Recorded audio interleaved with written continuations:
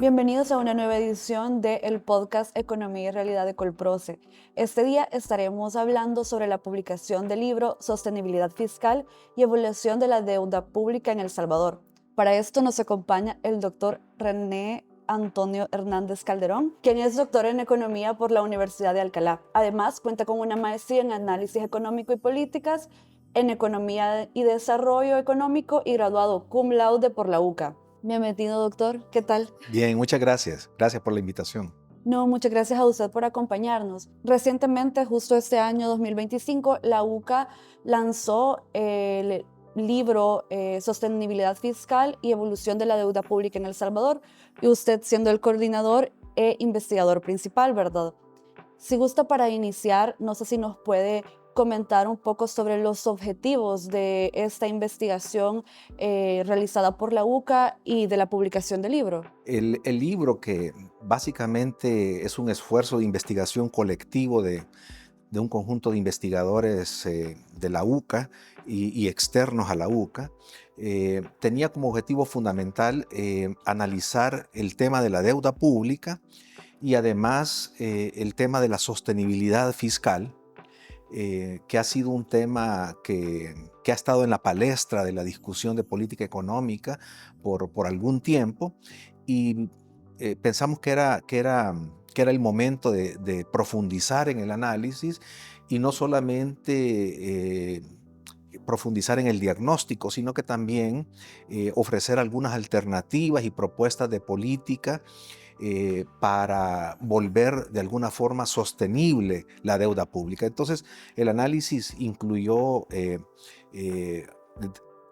por ejemplo, todos los determinantes de la deuda pública, en qué casos la deuda pública, cuando es muy elevada, tiene efectos en el crecimiento económico o en la estabilidad macroeconómica de los países. Así que todos estos elementos fueron estudiados y han sido plasmados pues en un libro que tiene 9 capítulos y que además analiza de manera quizá mucho más detallada las relaciones, por ejemplo, entre la deuda pública y el crecimiento económico, o la relación entre los desastres naturales y la deuda pública, o la relación que tiene el sistema previsional, digamos, todo el tema de pensiones, el sistema de pensiones con la deuda pública, que son diferentes vinculaciones que se pueden establecer. Pues todo esto está analizado con detalle y con la última información disponible en el libro.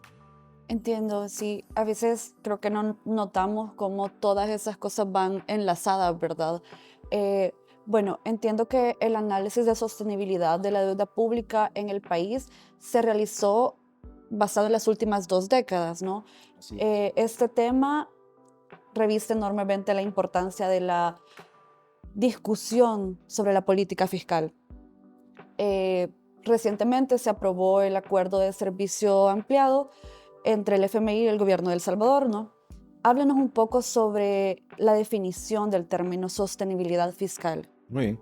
Bueno, la sostenibilidad como tal tiene diferentes formas de leerse, de interpretarse, y quizá el primer punto es destacar que en los 40 últimos años que se ha estudiado el tema, todavía no hay un consenso entre los especialistas y los analistas sobre qué es la sostenibilidad y menos la sostenibilidad fiscal. Pero eso no quiere decir que no podamos hacer un acercamiento al concepto. Básicamente, cuando hablamos de sostenibilidad, estamos hablando de un término que se relaciona con la solvencia de un país, es decir, con la capacidad de pago que tiene un país. Esa es como la noción más directa, más conocida que se tiene de sostenibilidad.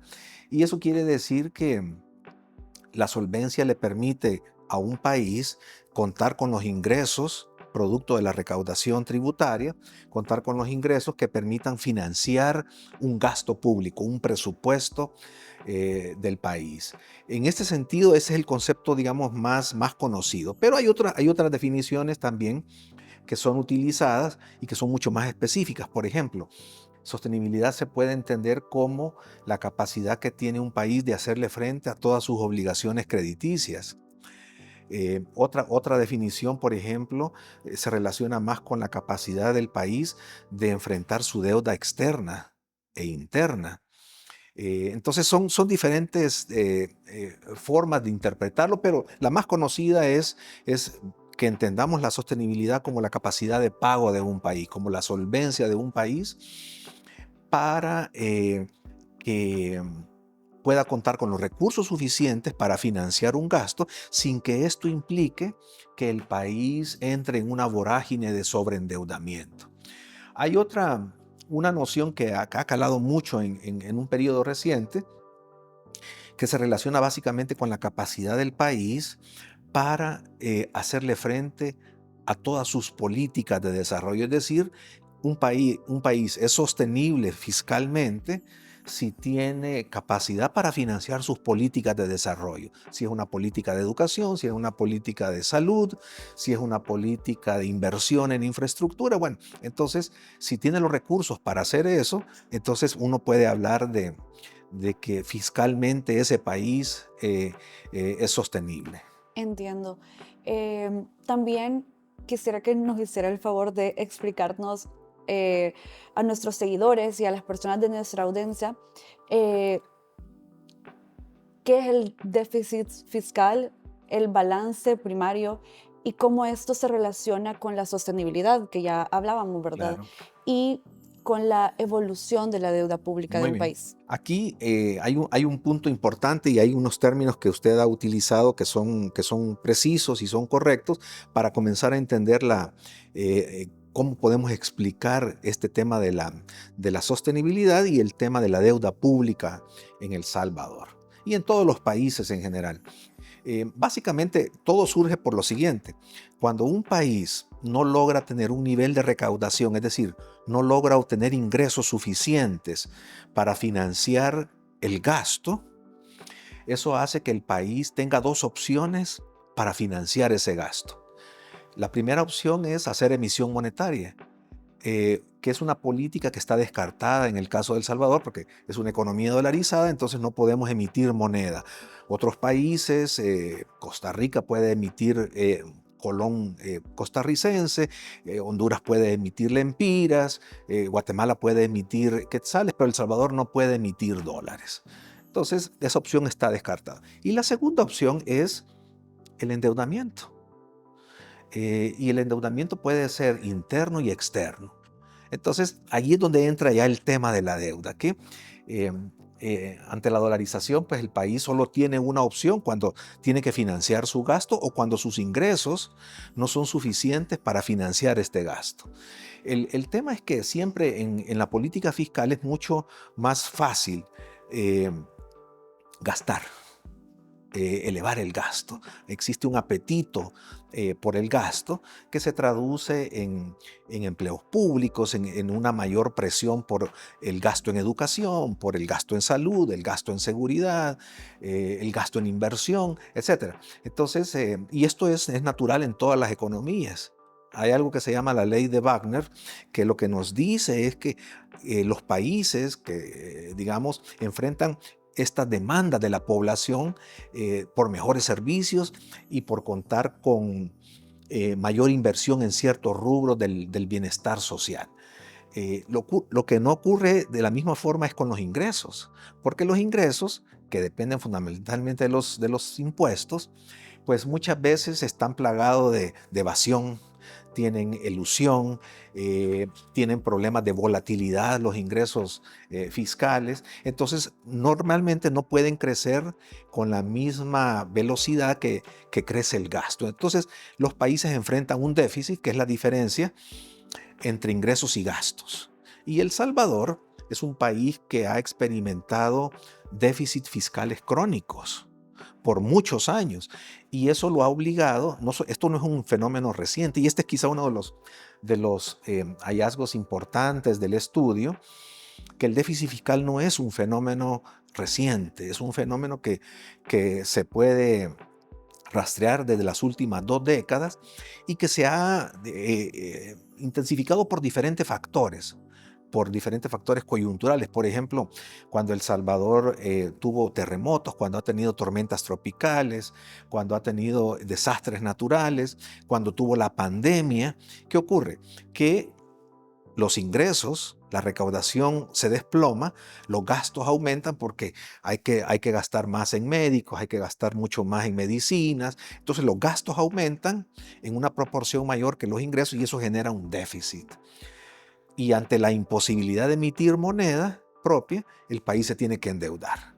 Y ahí pues hemos visto el fenómeno creciente del endeudamiento interno con la colocación de letras del tesoro, básicamente letes y cetes, y también endeudamiento externo a través de la colocación de eurobonos o la obtención de recursos en mercados financieros internacionales. Entonces, este es el fenómeno, digamos, del déficit.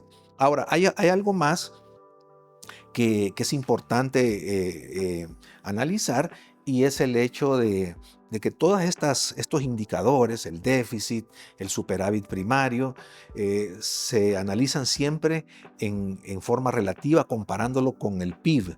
El PIB es la riqueza del país, todo lo que el país produce en un año. Entonces, El Salvador, digamos, durante la pandemia, por ejemplo, tuvo un déficit fiscal negativo de 10%, que luego se logró contener a 3.5 en el 2022 y ha ido disminuyendo. Pero también hay un concepto relacionado que es el del superávit primario o balance primario, que es la relación entre ingresos y gastos, pero en los gastos no incluimos el pago de intereses de la deuda. Esa es la diferencia. En cambio, cuando nosotros analizamos el balance global, el déficit fiscal, pues ahí nosotros incluimos todo. Pero el balance primario es mucho más estricto en medir ingresos y gastos, pero sin contemplar el pago de intereses de la deuda. Y esa es la distinción, y por eso es que el acuerdo con el fondo lo que está proponiendo es un ajuste fiscal de 3.5% del PIB. Es decir, que un ajuste que se va a tener que dar por el lado del gasto y por el lado de los ingresos. De hecho, la información que se ha proporcionado y que se ha dado a conocer recientemente, lo que nos está indicando es que se está esperando un ajuste de 2.8% por el lado del gasto y 0.7% por el lado de los ingresos. Cada uno va a tener medidas propias. Por el lado del gasto, lo que se está buscando es reducir la masa salarial, congelar los salarios, eliminar el escalafón excepto para los empleados del sector público con ingresos menores a los $1.500, etc. Y por el lado de los ingresos, se busca elevar los ingresos ampliando la base tributaria, reduciendo la evasión fiscal, mejorando la eficiencia en la administración financiera del Estado, eliminando algunas exenciones que el país ya tiene para ciertos productos y en ciertos sectores, etc. Entonces, son medidas que están previstas en el acuerdo con el fondo y que tratan al final de lograr este ajuste de 3.5% en el periodo 2025-2027. Sí, es un ajuste bastante importante, ¿verdad? Eh, Quisiera también que nos explicara la relación entre la deuda pública y el Producto Interno Bruto, para ya luego que entremos directamente a los resultados del estudio. Bueno, normalmente digamos, la deuda pública en general incluye la deuda interna y la deuda externa. Incluye la deuda de corto plazo y la deuda de largo plazo. Y hoy esa deuda, esos niveles de deuda, porque aquí diferenciamos lo que es el nivel de deuda y lo que es la composición de la deuda, porque uno puede tener composición de deuda con diferentes vencimientos, con diferentes acreedores, en fin. Pero normalmente cuando analizamos la deuda la comparamos siempre con el PIB, es decir, con lo que el país produce en un año. Y actualmente esa deuda equivale a 87% de todo lo que el país produce. Eso quiere decir que de cada $100, el país debe 87, tiene que destinar $87 para honrar esa deuda. Ahora, la gran pregunta que surge, y esa es la relación, todo lo que vamos a ver en términos y que está plasmado en el libro de déficit fiscal, superávit privado, deuda, todo se mide en términos del PIB. Y, digamos, esta deuda pública ha ido aumentando desde la década del 2000 Hasta la fecha, en las últimas 2 décadas, hemos tenido niveles del 64, 65% y a diciembre de 2024 la deuda era de 87% del PIB. Con el acuerdo que se espera implementar ahora con el Fondo Monetario Internacional, la deuda se reduciría solamente en 3 puntos, más o menos. Es decir, pasaría de 87% del PIB a 84% del PIB. O sea que es un cambio pequeño, pequeño, porque digamos que el programa es un programa que son 1.400 millones de dólares, que por supuesto suena mucho, pero para la brecha fiscal que se tiene, pues yo creo que uno lo analiza de manera más fría los números y yo pensaría que ya el programa se ha quedado corto y que posiblemente ahí por el 2027, dependiendo de cómo se ejecuten, digamos, algunas de las condicionalidades que contiene el acuerdo, muy posiblemente en el 2027 se tenga que negociar un nuevo acuerdo porque los 1.400 no van a ser suficientes. Aquí también es importante un elemento adicional, que tenemos que ver el tema fiscal del acuerdo con el fondo de manera amplia, porque 1.400 es solamente una parte que permitiría de alguna forma liberar recursos nuevos por 3.500 millones de dólares más, provenientes de otras instituciones multilaterales como el Banco Mundial, como el Banco Interamericano de Desarrollo, como la CAF, como el BESI, etc. Entonces, es importante pensarlo en términos de que estamos hablando de 5.000 millones de dólares que vendrían a darle un respiro a las finanzas públicas del país. Doctor, no sé si nos puede comentar, ¿verdad?, cómo se ha evaluado el déficit fiscal en los últimos 15 años, eh, según lo que se puede observar, ¿verdad?, en la investigación y en la publicación del libro.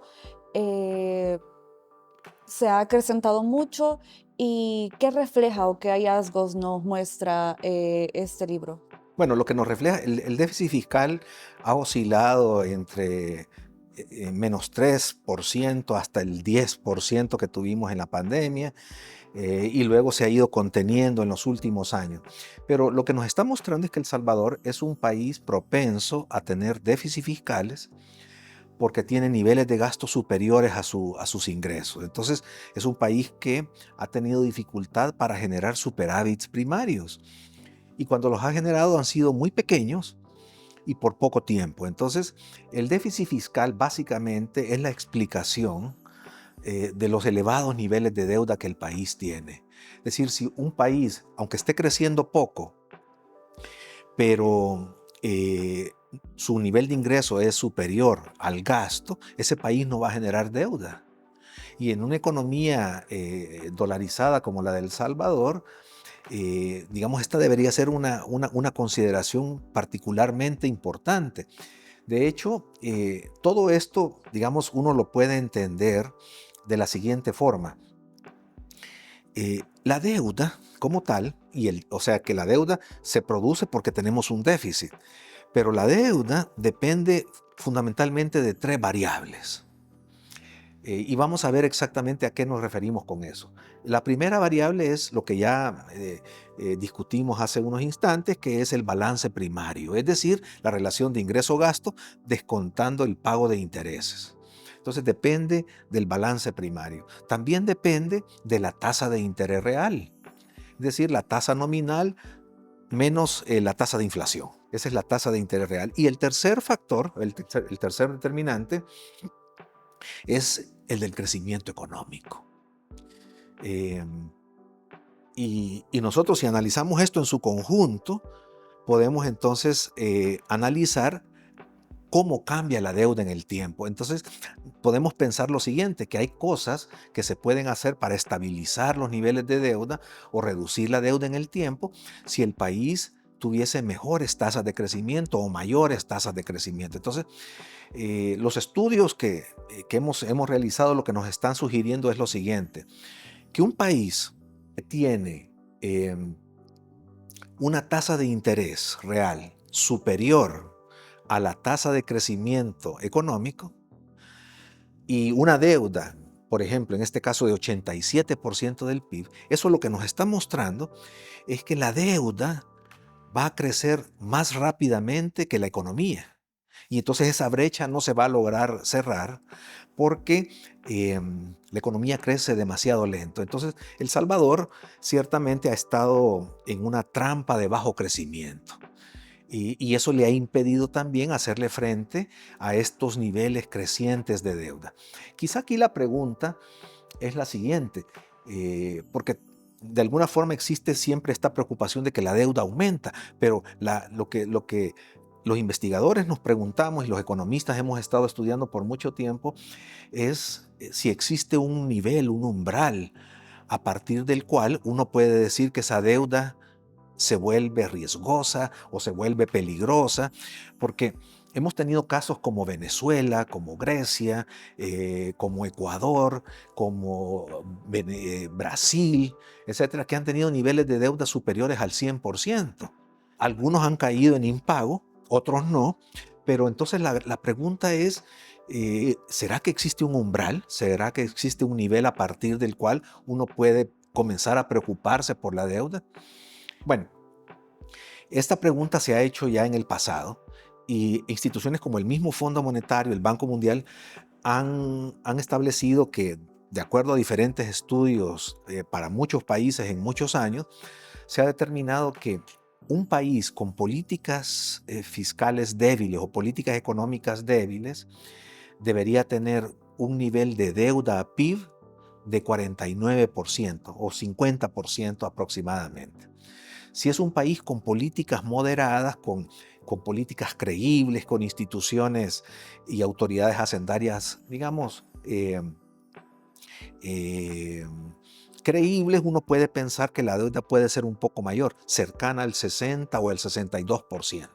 Entonces, un país como El Salvador es un país que puede tener políticas moderadas y que entonces su umbral, normalmente instituciones como el Fondo Monetario establecen que su umbral de deuda debería ser 62% aproximadamente. Es decir, por eso es que no debería sorprendernos que la Ley de Responsabilidad Fiscal establecía que El Salvador debería tener un nivel de deuda PIB de 60% en el año 2030, porque toman como referencia estos parámetros, estos umbrales que establecen tanto el Fondo como el Banco Mundial. Entonces, naturalmente, nosotros podemos decir que si estamos en 87% y digamos, ya estamos en el área de riesgo, estamos en el área de peligrosidad de la... ¿Por qué? Porque al final tenemos que dedicar más recursos a honrar esa deuda, al servicio de la deuda, al pago de intereses y las amortizaciones, y eso quiere decir que vamos a destinar menos recursos a infraestructura, a inversión pública, a educación, a salud, porque tenemos que pagar la deuda, tenemos que honrar esa deuda. Así que estos son algunos de los problemas que se avecinan cuando nosotros tenemos un elevado nivel de deuda y pues en el libro nosotros analizamos en 2 capítulos específicamente esta relación entre la deuda y el crecimiento económico. Entiendo. Sí, creo que algo que he escuchado por ahí un par de veces es que no toda deuda es mala, siempre y cuando sea sostenible, ¿verdad? Pero otra cosa que se aborda en el libro es los factores de riesgo relacionados con la naturaleza coyuntural o estructural, ¿verdad? Y cómo puede esto afectar la sostenibilidad fiscal en el presente en próximos años. No sé qué evaluación puede extraer sobre esto que nos pueda comentar. ¿Sí? Bueno, el libro tiene un capítulo especial que se dedica a estudiar la relación entre la deuda pública y los desastres naturales más recientes que ha tenido El Salvador. La gran conclusión es que los desastres naturales representan una carga adicional para el gasto, para el presupuesto, que normalmente ha sido financiada con endeudamiento. Entonces, hemos encontrado que existe un aumento de deuda después de episodios de catástrofes o de desastres naturales en el país. El caso más reciente es el de la pandemia en el año 2020, que sufrió un aumento del gasto. Por supuesto, ese gasto fue superior porque los ingresos tributarios, la recaudación se cayó, se desplomó. Eso generó un déficit fiscal que tuvo que ser financiado con deuda. Y ahí nosotros observamos un aumento de la deuda importante. Pero esto no es reciente. Em, en episodios anteriores, cuando a principios de la década de 2000 tuvimos terremotos, hemos tenido tormentas tropicales, hemos tenido inundaciones, el gasto siempre se ha disparado porque es necesario enfrentar la reconstrucción, es necesario financiar los albergues, etcétera. Y entonces el gasto tiene que aumentar y ese aumento del gasto que no es financiado con los ingresos corrientes o con los ingresos tributarios, pues necesariamente tiene que ser financiado con la deuda. Y ahí es donde el país pues ha ido acumulando deuda a través de los años. Y básicamente lo que se está proponiendo en este capítulo en particular es que el país debería pensar que la recurrencia, la probabilidad de ocurrencia de estos eventos es muy elevada en un país como El Salvador, que es altamente vulnerable a este tipo de desastre natural, y por lo tanto se debería pensar en contar con un mecanismo de un colchón financiero o un fondo que permita eh, financiar el aumento de gasto cuando se produce un desastre natural. Sí, es muy interesante cómo en realidad dos cosas que que la gente piensa que están muy separadas, en realidad están extremadamente ligadas y conectadas, ¿verdad? Este, no sé si nos puede comentar, ¿verdad? ¿Cuál es esta relación entre la deuda pública y las políticas fiscales? Bueno, la política fiscal básicamente influye directamente en los niveles de deuda pública y en la composición de la deuda pública. Es decir, los países recurren a la política fiscal para afectar, digamos, las variables agregadas de la economía, en este caso de los ingresos tributarios y del gasto público o el presupuesto. Hay una relación directa porque en el caso de El Salvador esto es todavía aún más importante, más trascendental, porque no tenemos política monetaria. Entonces, la única herramienta de política económica es la política fiscal, y esta de alguna forma debe intentar estabilizar los niveles de deuda, que de hecho el acuerdo con el fondo, el objetivo que tiene, por lo menos en el componente fiscal, es lograr un proceso de consolidación fiscal o facilitar el proceso de consolidación fiscal, que consiste básicamente en contener el gasto y buscar un aumento de la recaudación. Ahora, y ahí es donde la política fiscal entra en juego, porque si lo vemos por el lado del gasto, pues hay una política fiscal relacionada con la política presupuestaria, que en el caso, por ejemplo, de El Salvador, se está recomendando reducir la masa salarial, eliminar las exenciones, reducir la evasión, etcétera, y mejorar la eficiencia en la administración tributaria del Estado. Esto de alguna forma lo que busca es contener el gasto como parte de la estrategia de consolidación fiscal. Y la segunda es elevar los ingresos. Pero parece ser que en el caso particular, y esto no fue analizado, digamos, en el marco del acuerdo, porque el acuerdo con el fondo se hizo posterior digamos, al momento de redactar los diferentes capítulos, pero nosotros anticipamos que en este acuerdo ahora digamos, se ha dado una concesión especial en el sentido de que no se discutió sobre la mesa de negociaciones el hecho de aumentar impuestos.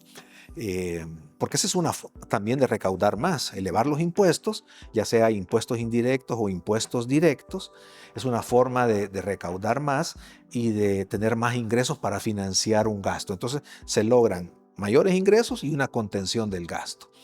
Eso es lo que podemos observar. Ahora, allí todo eso, todas esas medidas, todas esas políticas son vinculadas con la política fiscal. Es la política fiscal la que está entrando en juego para poder subir los ingresos o contener el gasto. Creo que usted ya lo mencionaba antes, al inicio de la conversación, eh, que hay dos formas de analizar la deuda pública, incluyendo las pensiones y una sin incluir las pensiones, ¿verdad? Eh, ¿Por qué se utiliza esta forma de analizarlo y por qué algunos países lo analizan sin eh, incluir las pensiones? ¿Cómo no?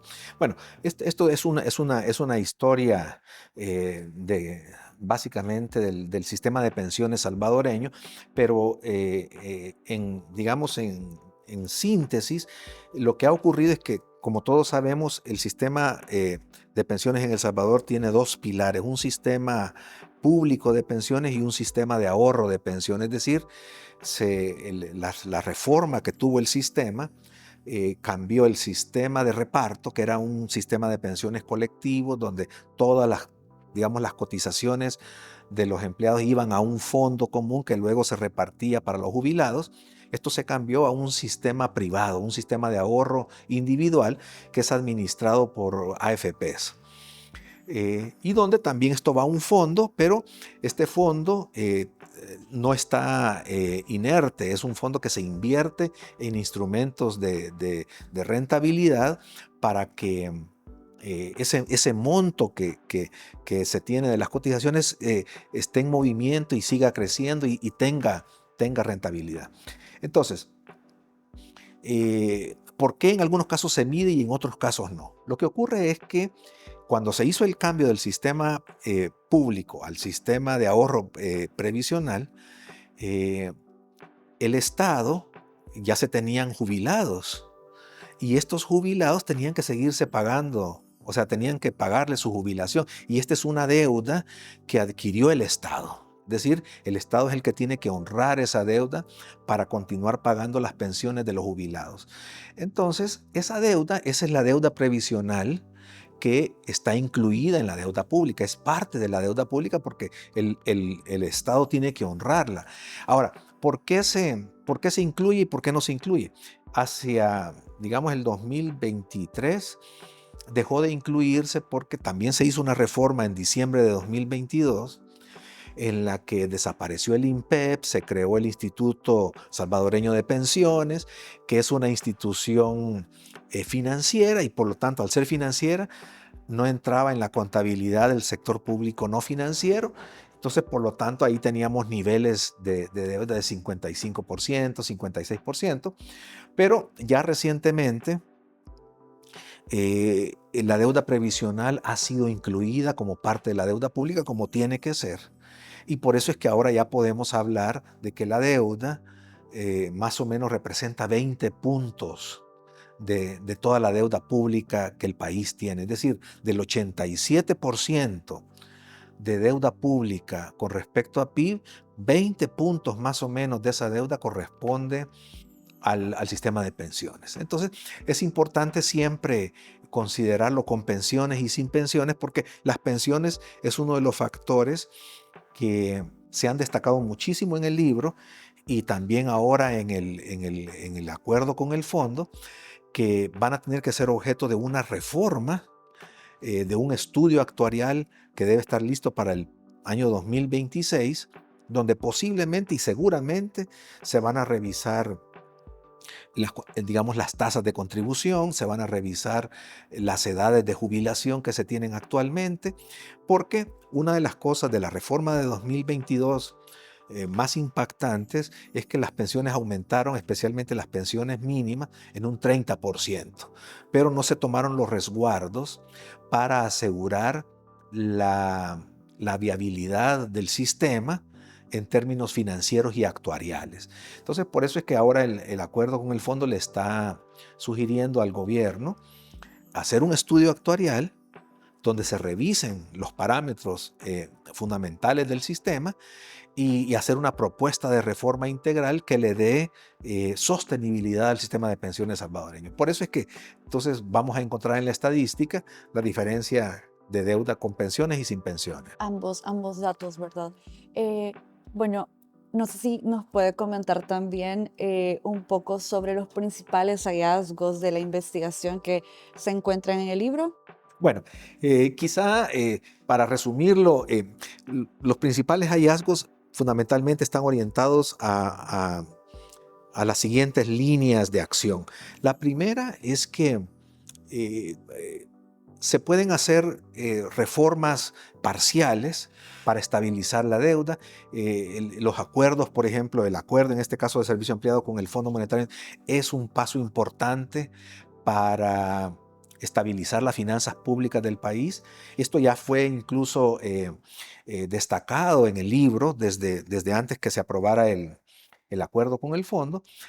Pero nosotros destacamos que uno de los hallazgos es que en los países donde se ha logrado un éxito en estabilizar los niveles de deuda, en lograr mayor sostenibilidad fiscal, se ha hecho a partir de acuerdos fiscales. Es decir, los acuerdos fiscales son acuerdos políticos entre diferentes actores, no solamente el gobierno, pero también partidos políticos, sindicatos, etcétera, donde se busca de alguna forma, con un acuerdo fiscal, reformas tributarias progresivas. El Salvador tiene un sistema impositivo que ha sido considerado en diferentes episodios como ineficiente, como regresivo, porque muchos de sus ingresos, los impuestos dependen de impuestos indirectos como el IVA, y el IVA pues es un impuesto regresivo. Entonces, estructurar o transformar un sistema tributario en progresivo no es algo que se puede hacer de la noche a la mañana y requiere acuerdos sectoriales, acuerdos entre diferentes agentes económicos para impulsarlo y llevarlo a cabo. Entonces, este es uno de los hallazgos más importantes. El segundo es que digamos, los programas de austeridad tienen efectos, estos programas que tratan de contener el gasto y elevar la recaudación o los ingresos, tienen efectos también que pueden ser recesivos para las economías, es decir, pueden llevar a periodos de desaceleración que, digamos que es lo que también se ha dado en llamar como la medicina amarga, porque hay una contracción del empleo, porque el ingreso de la familia se deteriora. Y entonces este ajuste, por ejemplo, esta reducción de casi 14,000 empleados públicos que se ha hecho en el país y donde se espera que, digamos, esta masa salarial se vaya reduciendo todavía más, eh, no tiene efectos, digamos, nocivos para las familias salvadoreñas y para los hogares salvadoreños, pero es parte de ese ajuste, es decir, el ajuste al final se da por el empleo. Y hay uno de los terceros hallazgos para hablar en términos generales es que las medidas de política fiscal para estabilizar la deuda, para llevarla a niveles más confortables, no del 87, ya vimos con el acuerdo del fondo, pues no va a cambiar mucho, va a llegar a 84, es decir, todavía estamos lejos de los niveles de 60 o 62% que se recomiendan por los organismos internacionales. Entonces, una medida más de mediano, largo plazo debería enfocarse, y esto es algo que está plasmado en el libro de manera muy enfática, es que el país debe preocuparse también por aumentar el crecimiento económico, acelerar el crecimiento económico, buscar formas de salir de esta trampa de bajo crecimiento, elevar su productividad. Y esto también son procesos que no se logran de la noche a la mañana, pero que no se pueden dejar de lado si nosotros estamos haciendo, digamos, una propuesta integral para lograr, digamos, menores niveles de deuda en el mediano o largo plazo. Y no sé cuáles serían las principales recomendaciones políticas para estabilizar la deuda en el país. Algunas de las recomendaciones son básicamente por el lado de los ingresos, elevar la recaudación, continuar con los esfuerzos para reducir la evasión fiscal, los planes antievasión, etcétera, son importantes mantenerlos para que ya la evasión no sea un problema, eliminar las exenciones que sea necesario eliminar, revisar, por ejemplo, el gasto tributario, los incentivos fiscales a la inversión, eh, volver el sistema tributario más progresivo. Todo esto es parte de las recomendaciones de política que se están haciendo en el libro. Y también por el lado del gasto, adoptar medidas que permitan ser más eficientes en el gasto. Por ejemplo, modernizar el sistema de compras públicas. Este es uno de los elementos más importantes porque el gasto se compone básicamente de remuneraciones, se compone de compras públicas y de transferencias, y en los programas de ajuste, pues básicamente son los rubros que se recortan. Se recortan las transferencias y esto implica que, por ejemplo, las municipalidades van a recibir menos recursos. Entonces, en términos de, por ejemplo, desarrollo local o desarrollo municipal, este se va a ver fuertemente afectado porque van a contar con menos recursos para sus obras de desarrollo. Lo mismo con las remuneraciones, por la reducción de la masa salarial. Todo esto afecta y son recomendaciones que hemos ido dando, pero en general la recomendación por el lado del gasto es que hay formas de volverse más eficientes en el gasto, lograr gastar mejor con menos recursos. Entonces, y son parte de las recomendaciones específicas que se encuentran en algunos de los capítulos del libro. No sé si nos puede también como explicar si el acuerdo con el FMI eh, podría ayudar a estabilizar los niveles de deuda pública. Va a ayudar, pero no va a ayudar digamos, en una gran medida, porque ya lo habíamos mencionado, de un 87% del PIB que tenemos ahora de deuda pública, posiblemente baje a 84%, es decir, son 3 puntos de lo que se tiene actualmente. Entonces es una ayuda, pero está lejos de poder lograr niveles, digamos, de 70% o de 60%.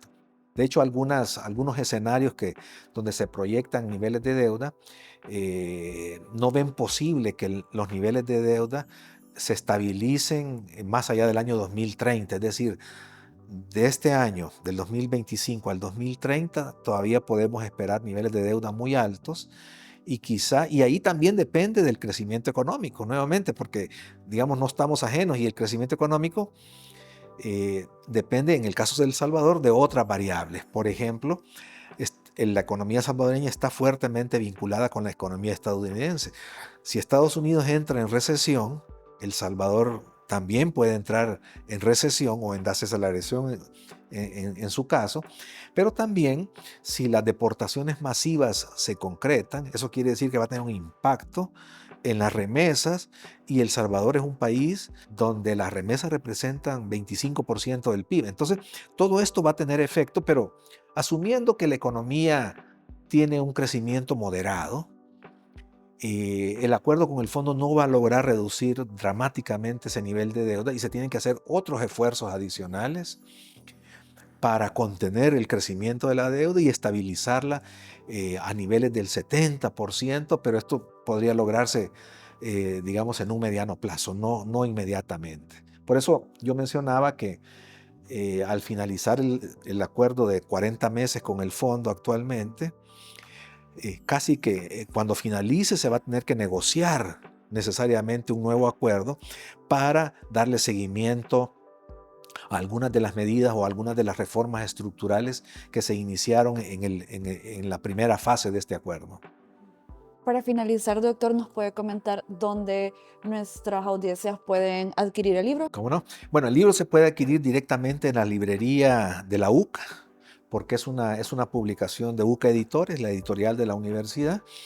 Puede adquirirse la versión impresa en las librerías y también se puede adquirir la versión digital como ebook a través de la página web de la librería de la universidad.